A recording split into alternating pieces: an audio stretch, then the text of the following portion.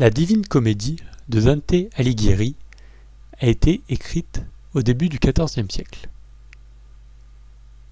En plein milieu du bois obscur, un mardi de fatigue morale, on se dit « Théologie, latin, scolastique ». En fait, c'est une aventure réglée comme une mécanique de précision, écrite dans une langue neuve pour un lecteur concret. Un homme perdu, un guide, puis une femme. Enfer, purgatoire, paradis. Et à chaque étape, des rencontres, des voix, des histoires à hauteur d'homme. Le dispositif est addictif. 3 cantiches de 33 chants chacune, plus un prologue pour l'enfer. 100 chants, pas un de trop. Des tercets à rimes enchaînées, la terza rima qui propulse la lecture comme une houle régulière. Au début, Dante s'égare. Virgile arrive, poète païen, père littéraire. Il emmène le narrateur au fond, puis vers le haut. Au sommet, Béatrice, l'amour et la grâce, prend le relais.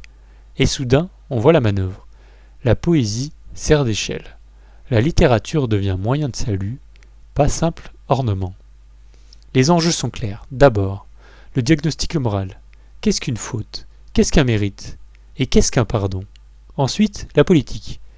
Florence s'entre-déchire, l'Italie vacille, l'Europe cherche son centre.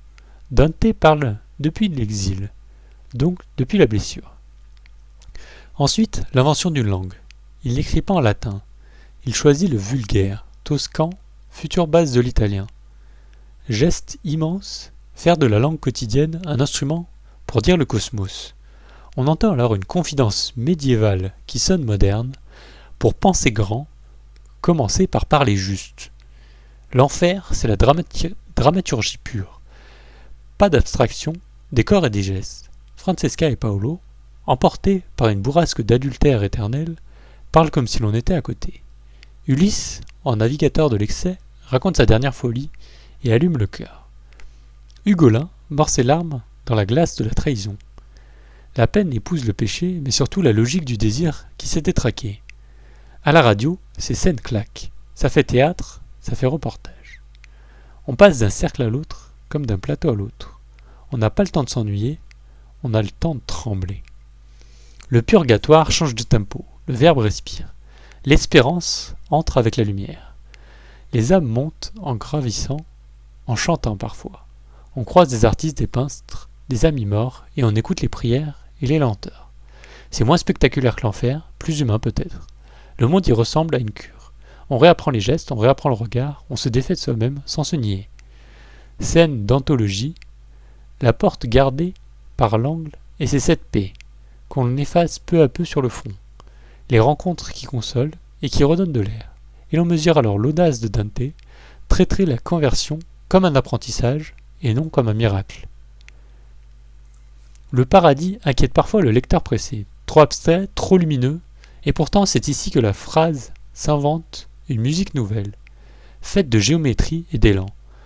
Dante découvre les sphères, discute avec Thomas Bonaventure, Cacciaguida, l'ancêtre qui le bénit et le renvoie à sa tâche. Moins de frissons gore, plus de métaphysique incarnée. On y gagne une joie à bas bruit, le savoir qui se relie à la vie, la mémoire mise au service d'un sens qui ne brime pas la curiosité. Et l'on arrive à ces dernières lignes que même les distraits connaissent sans savoir d'où elle vient, l'amour qui meut le soleil et les autres étoiles, difficile de faire plus simple, plus large. Les forces du livre, c'est la précision des visages d'abord. Dante ne distribue pas des idées, il place des personnes. Amis, ennemis, héros antiques, figures politiques. Tous parlent et se défendent. Ensuite, l'architecture morale. On peut discuter telle case, tel cercle, mais l'ensemble tient par une cohérence qui n'est pas sadique. Il s'agit d'ordre, de liberté, de responsabilité. Enfin, l'invention d'une langue qui ose tout. Images concrètes, métaphores d'artisans. On parle sur les cordages, des roues dentées, des voiles gonflées. La théologie, oui, mais vissée dans la mécanique du monde. À l'oral, c'est un régal. On consent la musique, on suit les images, on s'accroche aux silhouettes. Les faiblesses de ce livre, le paradis, on l'a dit, peut être rare en conflit. Il faut accepter un autre plaisir, contemplatif, argumenté, lumineux. L'actualité politique de l'époque, querelle florentine, procès de pape et d'empereur, peut fatiguer. La hiérarchie théologique, parfois tranchante, heurte l'oreille aujourd'hui, et les traductions font la pluie et le beau temps. Trop littérales, elles grimpent, trop libres, elles lissent. Mais le nerf du texte passe quand même, on le sent physiquement. Dante vous pousse dans la pente, puis il vous retient par le col. Qu'est-ce que ce poème fait au lecteur? Il remet une boussole en main. Pas une boussole morale qui gronde, une boussole de lecture de soi. On reconnaît ses enfers privés, ses fixations qui nous clouent au même geste. On entend la promesse d'un purgatoire, ces efforts qui, répétés, déplacent enfin quelque chose. On se laisse atteindre par une idée simple. Au bout de la fatigue, il y a peut-être un ordre qui ne casse pas la liberté. Et tout cela passe par des voies. L'une d'elles s'appelle Béatrice. Pas une madone en vitrail, un visage désiré qui conduit au-delà de lui-même. La Divine Comédie, c'est une carte du monde intérieur qui n'a pas vieilli. Parce que la poésie peut être un GPS fiable sans perdre sa part de mystère. Parce qu'un exilé a écrit le livre qu'il aurait aimé trouver pour ne pas se perdre. Et nous, lecteurs pressés, on y gagne un souffle plus long. On découvre un manuel de retour parmi les vivants.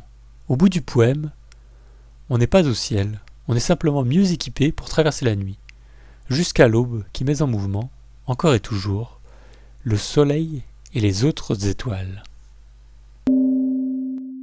Retrouvez le lien pour commander le livre en version papier ou audio dans la description.